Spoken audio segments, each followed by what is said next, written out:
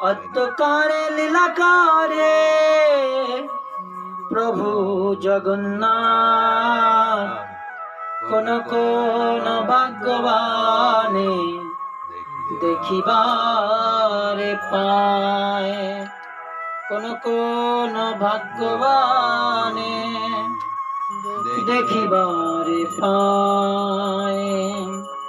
মোহাম্মদ স্থিরে কনক রুচিরে নীল শিখরে বসন প্রসাদন্ত সহজ বলভদ্রে ন বলিনা সুভদ্রা মধ্যস্থ সকল সুর স্বভাব সরদা জগন্নাথ স্বামী নয়ন পথগামী ভব তুমি জগন্নাথ স্বামী নয়ন পথগামী ভব তুমি। হরে কৃষ্ণ। এই জগতের নাথ হচ্ছে আমাদের প্রভু জগন্নাথ। এই জগন্নাথ রথযাত্রা বিশ্বের সমস্ত জাতিকে একত্রিত করে। কি করে? সমস্ত জাতিকে একত্রিত করে। তাই প্রভু জগন্নাথকে কি বলা হয়? জগতের নাথ প্রভু জগন্নাথ। এই জগন্নাথ রথযাত্রায় ভগবান জগন্নাথ দেব কি করেন? তার কৃপা দৃষ্টি দ্বারা এই জগতের সবকিছুকে দর্শন করেন, কৃপা প্রদান করেন। কি করেন? কৃপা প্রদান করেন। জগন্নাথ এমনই ভগবান যিনি কখনো চক্ষুকে বন্ধ করেন না, সবসময় তার চোখ দুটো কি থাকে? খোলা থাকে, মেলানো থাকে। আপনারা জগন্নাথকে দেখেছেন? জগন্নাথকে দর্শন করেছেন? কারা কারা রথে গিয়েছিলেন? প্রথম রথে হাত উঁচু করেন। গৌর প্রেমানন্দে হরি বল। তা যাই হোক, আপনারা যারা যারা গিয়েছেন সবাই সৌভাগ্যবান। তা দেখুন, আমাদের এই দেওয়ালে ওইখানে একটা জগন্নাথের ছবি দেওয়া আছে, দেখছেন? দেশে রাজাপুরের জগন্নাথ। চন্দন যাত্রার সময় এই চিত্রপটটা ভগবান চন্দন লেপন করেছে। তারপর হচ্ছে চোখ দুটো অনেক বড় বড় না? অনেক বড়।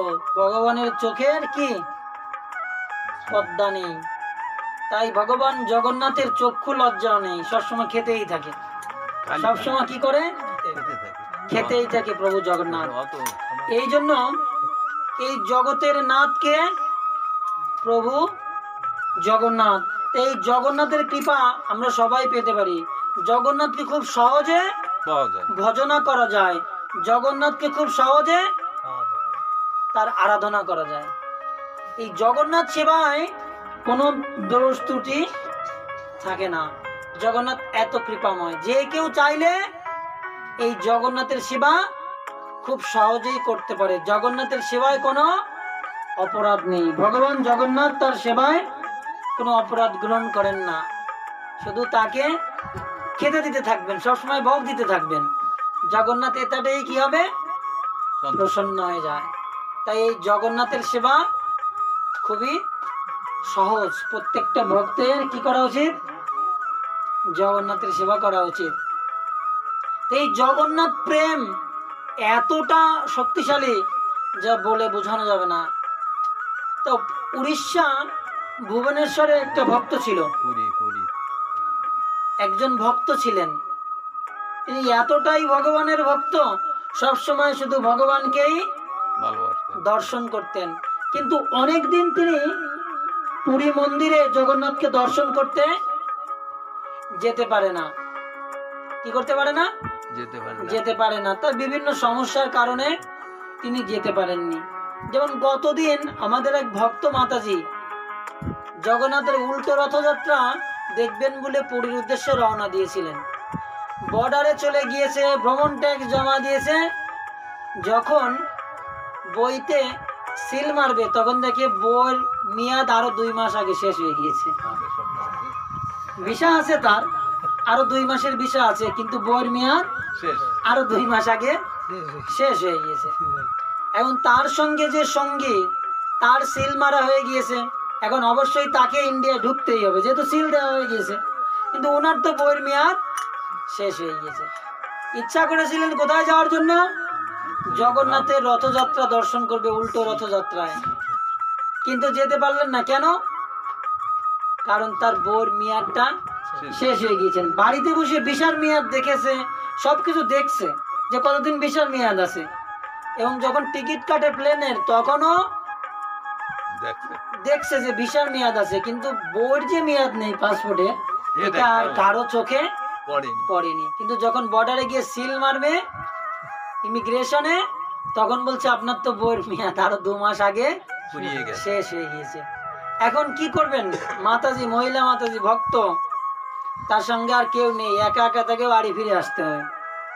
তাছাড়া জগন্নাথের কৃপায় আবার সেই বাসে এসে বসে পড়েছে, আবার বাড়িতে চলে আসছে। তো দেখুন, এই যে আমাদের হাতে কিছুই নেই, আমাদের অনেকের অনেক অর্থ থাকতে পারে, আবার অনেকে অনেক গরিব থাকতে পারে, পারে না? অনেকের ইচ্ছা থাকে যে আমি বৃন্দাবন যাব, পুরী যাব, তো অনেকে যাওয়ার ইচ্ছা করে, কিন্তু তারা বর্ডারে গিয়েও কি হয়? ফিরে আসতে হয়। কেন? কারণ জগন্নাথ চাইছে না আপনাকে, জগন্নাথ চাচ্ছে না, ভগবান চাচ্ছে না যে তুমি আমার কাছে আসো। এই যে ভক্তদের কষ্ট পাওয়ার কিছু নেই, হয়তো জগন্নাথ আমার ভালোর জন্য বলছে, আমি যদি এখন যাই তাহলে হয়তো আমার একটা বিপদ হতে পারে, আমার অনেক ক্ষতি হতে পারে, এই জন্য প্রভু চাচ্ছেন না যে আমি যাই। ঠিক এই ভক্তটাও জগন্নাথপুরীতে যেতে চেয়েও যেতে পারে না। আগের দিনকার তো আর বাস ট্রেন ছিল না, হেঁটে হেঁটে আসতে হতো, বা গরুর গাড়িতে বা ঘোড়ার গাড়িতে আসতে হতো। তো উনি যেতে চাইলেও যেতে পারছে না। তাই জগন্নাথ দর্শনে উনি ব্যাকুল হয়ে গিয়েছেন যে কবে আমি জগন্নাথকে দর্শন করব। তাই অহর্নিশি সবসময় জগন্নাথেরই ধ্যান করে, জগন্নাথকেই স্মরণ করে, হে জগন্নাথ, হে প্রভু, কবে তোমার কাছে যাব। তা আগের দিনে সাধারণত সবাই মাটির পাত্র ইউজ করতো, রান্না করার জন্য মেটে হাঁড়ি, খাওয়ার জন্য মেটে গ্লাস, প্রসাদ পাওয়ার জন্য মেটে থালা, এগুলো সবাই মাটির জিনিসপত্রই ব্যবহার করতো। আর পৃথিবীতে সব থেকে শুদ্ধ বস্তু এই মাটির পাত্র, বুঝতে পেরেছেন? তা আগের দিনে তো সবাই মাটির পাত্র ইউজ করতো, এখন ওই ভক্তটাও মাটির পাত্রে সবকিছু ইউজ করে। এখন তারা খুব স্বাভাবিকভাবে জীবন যাপন করে, শাকঅন্ন খেয়ে ভগবানকে ভোগ নিবেদন করে সেটাই গ্রহণ করে। এখন তার স্ত্রী তাকে 1 থালা ভাত দিয়েছে, আর একটু কি দিয়েছে? শাক দিয়েছে। এখন যখন তার সামনে দিয়েছে, তখন হাত প্রক্ষালন করে ভগবানকে তো আগেই নিবেদন করা হয়েছে, তারপরেও ভক্ত মহাপ্রসাদের মাহাত্ম্য বলে বলে চোখ বন্ধ করে মাহাত্ম্য বলছে, বলতে বলতে যখনই চোখ খুলেছে, সামনের দিকে তাকিয়ে হাউ হাউ করে কান্না শুরু করে দিয়েছে। খুব ক্রন্দন করছে যে প্রভু, তুমি এত করুণাময় যে আমি তোমাকে দর্শন করতে যেতে পারি না, তাই তুমি আমাকে সেই পুরী থেকে এসে তুমি আমাকে দর্শন দিচ্ছ প্রভু। মনে মনে বলছে এই কথা, কাউকে প্রকাশ করছে না। সামনে তার স্ত্রী হাত পাখা নিয়ে থেকে বাতাস করছে আর প্রসাদ দিয়েছে, খুব কান্না করছে, প্রভু আমি অপরাধ করে ফেলেছি, আপনাকে আমি কষ্ট দিয়েছি, সেই সুদূর পুরী থেকে আপনি কষ্ট করে আমার এইখানে এসেছেন, ভাঙা কুটিরে কত না কষ্ট হয়েছে আপনার, ক্ষমা করুন। এখন যখন কান্না করছে, তখন স্ত্রী বলছে, প্রভু আপনি কেন কান্না করছেন, কি সমস্যা আপনার? আপনার জন্য এতটুকুই আমি জোগাড় করতে পেরেছি, জগন্নাথ প্রভুকে এটাই ভোগ নিবেদন করেছি। এখন যখন বলছে, প্রভু আপনি কেন কান্না করছেন? বলছে, তুমি দেখছো না প্রভু জগন্নাথ আমার সামনে রয়েছে, এত কষ্ট করে পুরী থেকে আমার কাছে এসেছে, এই জন্য আমি ক্রন্দন করছি। বলছে, কই প্রভু, কোথায়? কেন? বলছে, এই তো জগন্নাথের চোখ, মানে মাটির থালাটা তো লাল লাল, আর ভাতগুলো তো সাদা, আর ঠিক মাঝখানে এতটা শাকের দলা দিয়েছে, একদম জগন্নাথের চোখের মতো দেখাচ্ছে।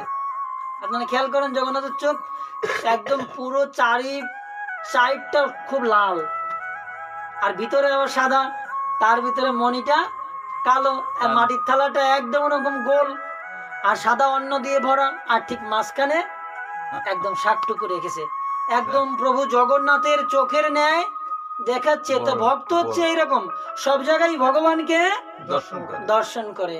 যত্র যত্র নেত্র পড়ে তত্র তত্র ইষ্ট দেব স্ফুরে। তাই উনি ক্রন্দন করছে। তুমি দেখছো না প্রভু জগন্নাথ আমার দিকে তাকিয়ে আছে অপলক নয়নে, বলছে প্রভু এ তো প্রভু জগন্নাথের চোখ নয়, এ তো প্রসাদ, সাগন্য আপনি গ্রহণ করুন। তখন আরো কান্না করছে বেশি করে, হে প্রভু কবে তোমার দর্শনে এ নয়ন যুগল ধন্য করব।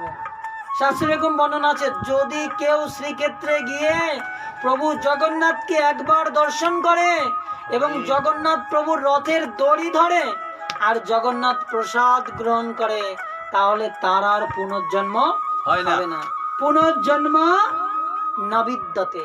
তাই জগন্নাথের এত করুণা, এই জন্য আমাদের প্রত্যেকের রথযাত্রায় অংশগ্রহণ করা উচিত।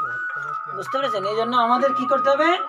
জগন্নাথ রথযাত্রায় সবার অংশগ্রহণ করতে হবে। মনে এরকম ভাব রাখতে হবে, প্রভু আমি তো তোমার ধামে যেতে পারছি না, তাই আমি মনে করছি যে তুমি আমার জন্য এসেছো এখানে, তাই তুমি আমাকে করুণা করো, যেন একদিন না একদিন আমি তোমার দর্শন কে লাভ করতে পারি। এইরকম প্রার্থনা যদি আমরা করি বা এরকম ভাবে যদি আমরা ভক্তের মনোভাব নিয়ে ভগবানকে ডাকি, তাহলে ভগবান আপনার ওই সাগণ্যের ভিতরও কে চলে আসবে, দর্শন হবে। তা আপনারা যারা যারা প্রথম রথযাত্রায় ভগবান জগন্নাথের কৃপা পাননি, অবশ্যই তারা এই আগামী সোমবার উল্টো রথযাত্রায় সবাই অংশগ্রহণ করবেন। আগামী সোমবার উল্টো রথযাত্রা, বুধবার একাদশী ব্রত, শয়ন একাদশী।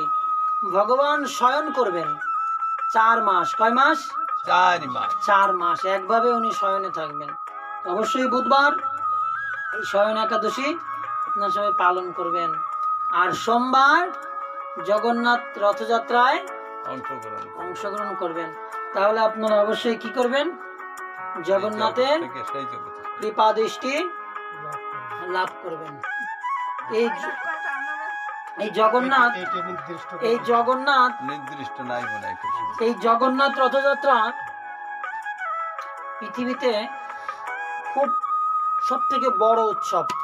সব থেকে কি উৎসব? বড় উৎসব, সব থেকে বড় উৎসব। অনেক উৎসব আছে 3 দিন হয়, দুর্গাপুজো 4 দিন হয়, 5 দিন হয়, ঠিক কিনা? জন্মাষ্টমী 2 দিন হয়, কিন্তু রথযাত্রা 9 দিন হয়। এবং এই রথযাত্রা উৎসব মেলা বা দেখা যাচ্ছে, আমরা ছোটবেলায় দেখেছি যে 1 মাস হতো, এখন কিন্তু 1 মাস হয় না, বা লোকজন সেভাবে এরকম, কিন্তু 9 দিন অবশ্যই এই উৎসব হয়। তা পৃথিবীতে সব থেকে বড় মহোৎসব হচ্ছে কি উৎসব? জগন্নাথ রথযাত্রা। তো অবশ্যই আপনারা সবাই এই উল্টো রথযাত্রায় কি অংশগ্রহণ করবেন। তাহলে কি হবে? আমাদের কৃপা লাভ হবে। এই জগন্নাথের কৃপা ছাড়া এই জগতে আমরা ভগবত কৃপা পেতে পারবো না। জগন্নাথ তো ভগবানই, কিন্তু এই জগন্নাথের প্রসাদের মহিমা আছে। আজকে যারা আমরা প্রসাদ গ্রহণ করি, এটা সম্পূর্ণই জগন্নাথের জন্য, জগন্নাথের এই মহাপ্রসাদের জন্য। একদিন নারদ মুনি বৈকুণ্ঠে গিয়েছেন। বৈকুণ্ঠে গিয়ে দেখছেন ভগবান প্রসাদ পেয়েছেন, আর ভগবান প্রসাদ পাওয়ার পরে মহালক্ষ্মী ভগবানের সেই থালা থেকে ভগবানের উচ্ছিষ্ট প্রসাদ গ্রহণ করছে। গ্রহণ করতে করতে প্রায় প্রসাদ গ্রহণ করা শেষ হয়ে গিয়েছে। ইতিমধ্যে নারদ মুনি গিয়েছে, বলছে মা তা আপনি কি কি করছেন এখন? বলছি কেন? আমি প্রসাদ গ্রহণ করছি, প্রভুর প্রসাদ। বলছে মা তা আমাদের একটু প্রসাদ দেওয়া যায় না? আমাদের একটু প্রসাদ কৃপা করে আপনি দিন, প্রভুর প্রসাদ গ্রহণ করি। এখন তো মায়ের কাছে কিচ্ছু নেই, অল্প কিছু প্রসাদ, 1 মুষ্টি প্রসাদ ছিল, সেটা নারদ মুনিকে দিয়ে দিয়েছে।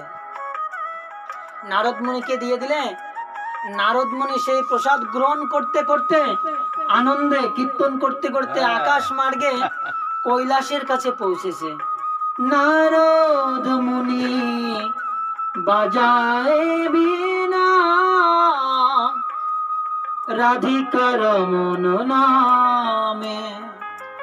নারদ মুনি বাজায় বীণা, রাধিকার মন নামে।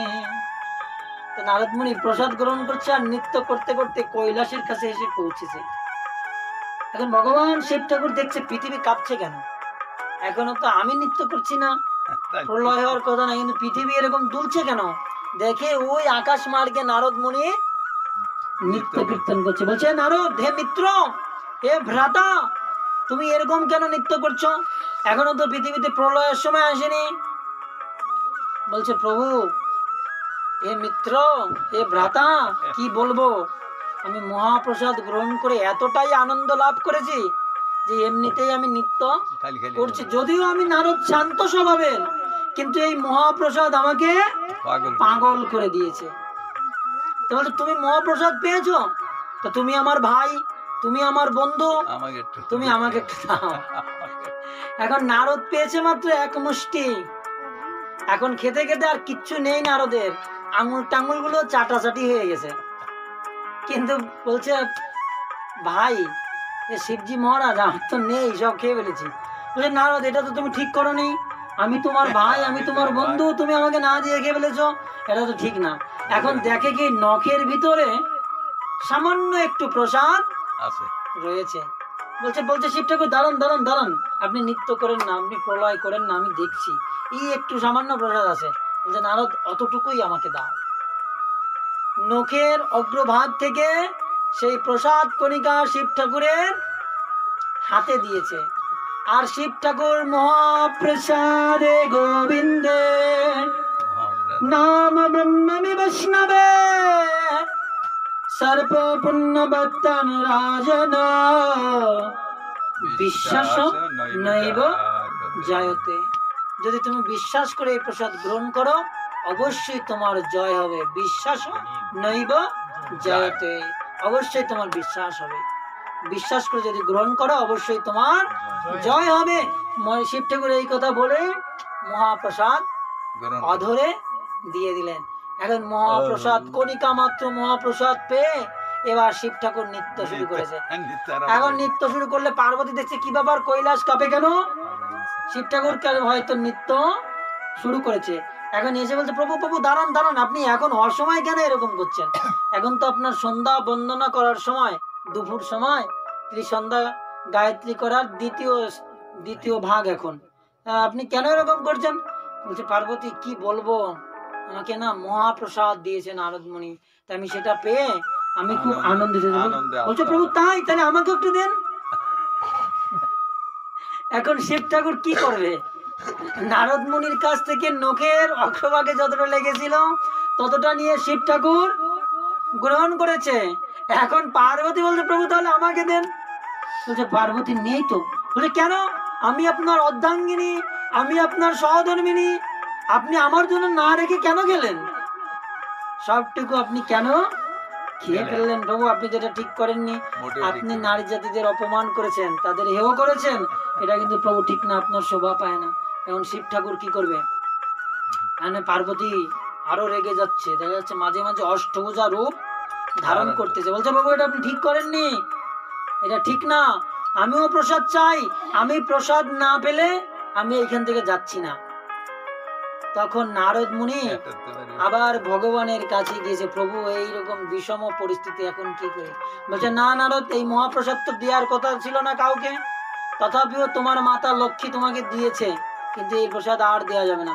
বলছে প্রভু আপনি যদি প্রসাদ না দেন তাহলে পার্বতী কি করবে? এই বিশ্ব ব্রহ্মাণ্ডকে নষ্ট করে দেবে।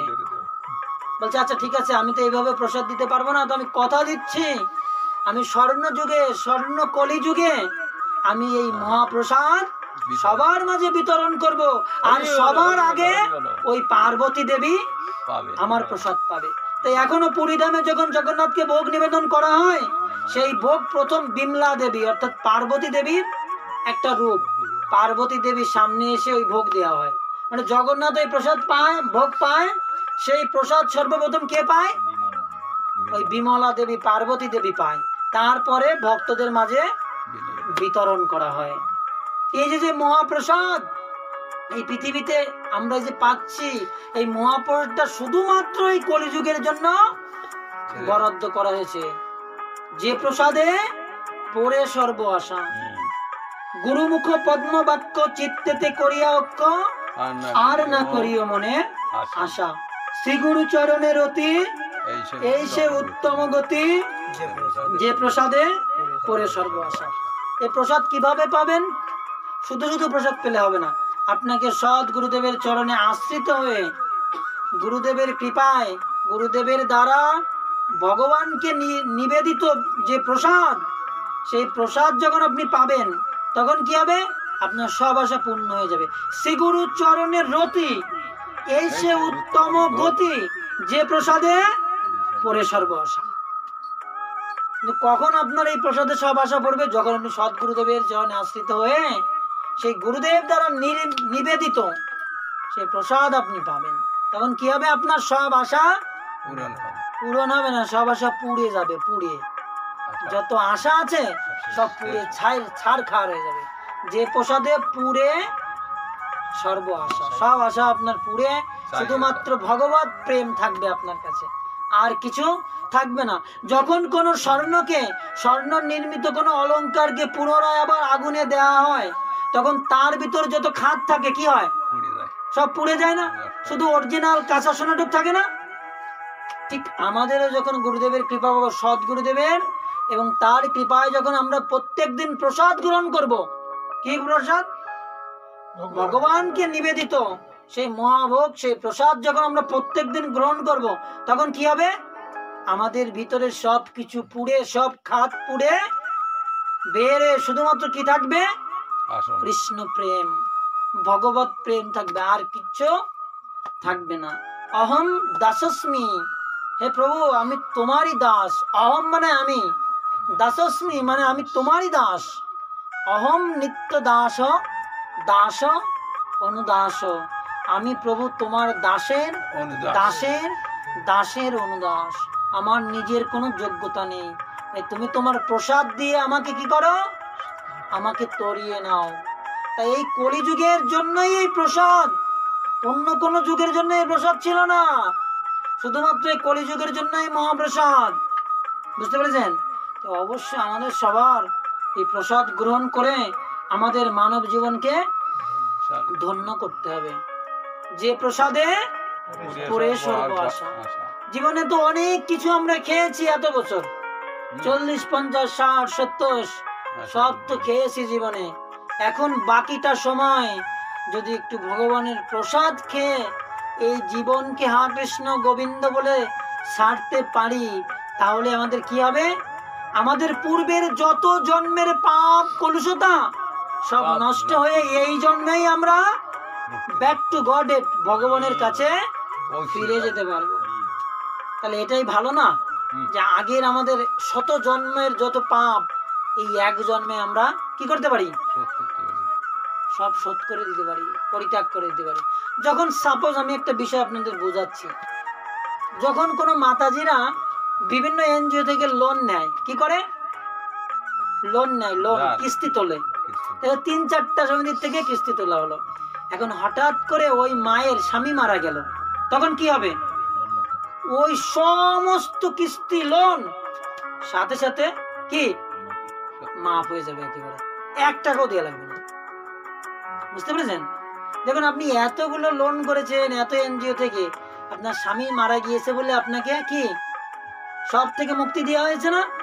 সেটা লাখ টাকাই হোক, আপনি মুক্তি 1 টাকাও দেওয়া লাগবে না, আপনাকে মুক্তি হয়ে যাবে না? দেখুন ঠিক এই জড় জগতের বিষয়টা আপনি এইদিকে আনেন।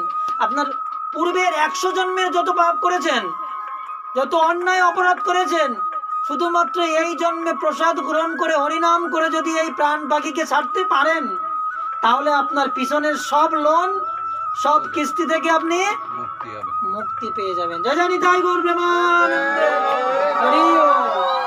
জয় প্রভু জগন্নাথ। এই জন্য আমাদের সবার জগন্নাথ মহাপ্রসাদ গ্রহণ করা উচিত। পরিবারের সবাইকে বোঝাতে হবে, নিজেদের বোঝাতে হবে, মনটাকে বোঝাতে হবে। এই এটাই আমাদের প্রকৃত স্বরূপ, বুঝতে পেরেছেন? না হলে আমাদের পায়খানা প্রস্রাব করতে করতে মারা যেতে হবে। এমন মৃত্যু হবে আমাদের যে তা কল্পনা করা যাবে না। আপনি যত বড় ইঞ্জিনিয়ার হন না কেন, যত বড় ডাক্তার হন না কেন, যত বড় কবিরাজ হন না কেন, যত বড় আপনি দেশপ্রেমিক হন না কেন, যত বড় আপনি সমাজ সংস্কারক হন না কেন, যত বড় আপনি কোটিপতি হন না কেন, আপনাকে তো মরতেই হবে। পৃথিবীর একটা সত্য কি, মৃত্যু। এটা সবার আসবে, সবার জীবনে ঘটবে। তাই নিজেদেরকে বোঝাতে হবে, মন কি লাগি আইলি ভাবে, কি জন্য এই পৃথিবীতে এসেছিস, কি তোর কারণ? হরি না ভজিলি কি ভুল করিলি, কি হরি না ভজিলি কি ভুল করিলি, জানিয়া শুনিয়া খাইলি বিষ। আমরা জানি আমাদের এটা করা উচিত, আমাদের করা উচিত, তাও আমরা পারি না। কেন পারি না? আমাদের এই 2.5 ইঞ্চি 3 ইঞ্চি জিহ্বার জন্য, বুঝলেন? এই জিহ্বার জন্য আমরা পারি না। কিন্তু আসলে জিহ্বার কিন্তু কোনো স্বাদ নেই। আপনি তিতা দিলে তিতা লাগবে, মিষ্টি দিলে মিষ্টি লাগবে, ঝাল দিলে ঝাল লাগবে, সম্পূর্ণ আপনার কাছে বিষয়টা। এই জিহ্বার কোনো দোষ দিয়ে লাভ নেই, অজুহাত দিয়ে লাভ নেই। আমাদের 3টা হাত, ডান হাত, বাম হাত, আর সব থেকে বড় হাত কোনটা? অজুহাত। আমরা শুধু অজুহাত দেই যে আমার স্বামীর জন্য পারি না, আমার ছেলের জন্য পারি না, আমার শাশুড়ির জন্য পারি না, এটা অজুহাত। আর এই জিহ্বায় কোনো স্বাদ নেই, আমরা যেটা দেব সেটাই ও পাবে। আপনি তেতো দিন দিতে, ও মিষ্টি স্বাদ আপনাকে দিতে পারে নাকি? পারবে? কখনোই পারবে না। এই জন্য আমাদের হরিভজন করতে হবে দৃঢ়তার সঙ্গে, নিষ্ঠার সঙ্গে। যারা প্রসাদ পাচ্ছেন তারা ভাববেন না আমরা তো প্রসাদ পাই, আমাদের আর কি, তাদের আরো বেশি ভয়। এই জন্য বলেছে সাধু সাবধান, চোররে কেউ সাবধান করি নাই, কইছে চোর সাবধান, বলছে সাধু সাবধান। তুমি একবার সাধু হয়েছো, এই পথ থেকে যেন তুমি বিচ্যুত না হও, তাই সাধু সাবধান বলা হয়েছে। যারা প্রসাদ গ্রহণ করছেন তাদেরকে আরো বেশি সাবধান হতে হবে, যেন ভুল না হয়ে যায়, যেন ভুল না হয়ে যায়। দেখুন কত রিস্ক, মন্দিরে গিয়েও প্রসাদ পাওয়াটা একটা রিস্কের ব্যাপার। সেটা আমাদের ইস্কন মন্দির হোক আর যে মন্দির হোক না কেন। এই যে মন্দিরে গিয়েছি, গিয়ে প্রসাদ পাচ্ছি, প্রসাদ পাতে বসেছি, এখন ধোঁকা সবজি রান্না করেছে। এখন আমি বলছি মাতাজি ধোঁকার ভিতর কি সয়াবিন দিয়েছেন নাকি? প্রভু যে রান্না করেছে, যে প্রভু বলছে না ধোঁকার ভিতর কেউ সয়াবিন দেয় নাকি। আমার মন থেকে কেমন জানি আসতেছে যে এটার ভিতর মনে হয় সয়াবিন দিয়েছে। আমি বলছি এর ভিতরে কি সয়াবিন দিয়েছেন? আমি 2-3 বার বলছি, বলছে না না প্রভু এটার ভিতরে সয়াবিন দেয়নি। সয়াবিন দেয় নাকি? এটা দেয়নি, সয়াবিন দেয়নি। এখন তো পরিবেশন করা শুরু করেছে, এখন দেখি যে সয়াবিন, বুঝতে পেরেছেন?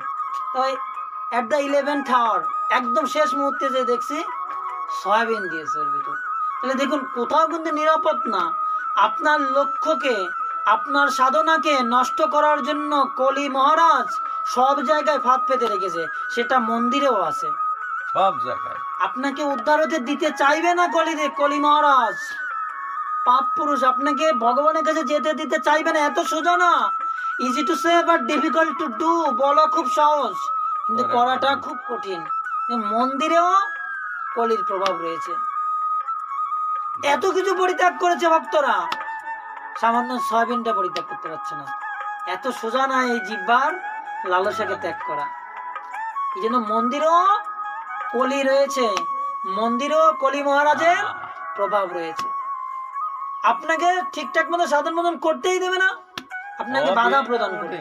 এই জন্য সাধু সাবধান, এই জন্য আমাদের সাবধান হতে হবে। আর যারা সাধু না তারাও সাধু, তাদেরকেও সাবধান হতে হবে যে না আমি আর এগুলো একটা জীব হত্যা করে আমার নিজের উদর পূর্তির জন্য, জিহ্বার স্বাদকে দেওয়ার জন্য আমি একটা জীবকে হত্যা করবো। আমারও তো একটা সন্তান আছে, আমার সন্তানকে যদি কেউ এইভাবে হত্যা করে, কেউ এইভাবে কেটে খেয়ে ফেলে, তাহলে তখন আমার কেমন লাগবে? একজন মা, আরে আমার তো এরকম মনে হয় মাঝে মাঝে যে পুরুষরা খাবে খাক, কিন্তু মারা কেন এইভাবে জীব হত্যা করে? কি করে পারে? যে এইভাবে জীব হত্যা করে সে কখনো মা হতে পারে না।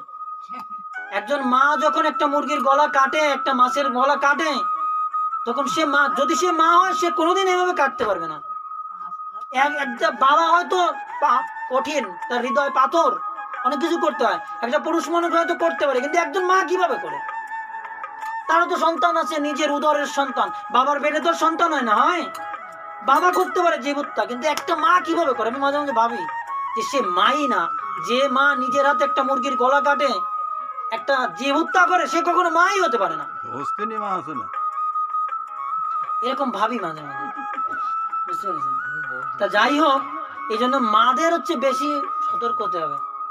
প্রভুদের বাড়ির পুরুষদেরকে টেনে আনতে হবে, ভক্ত হতে হবে আমাদের, না হলে উপায় নেই।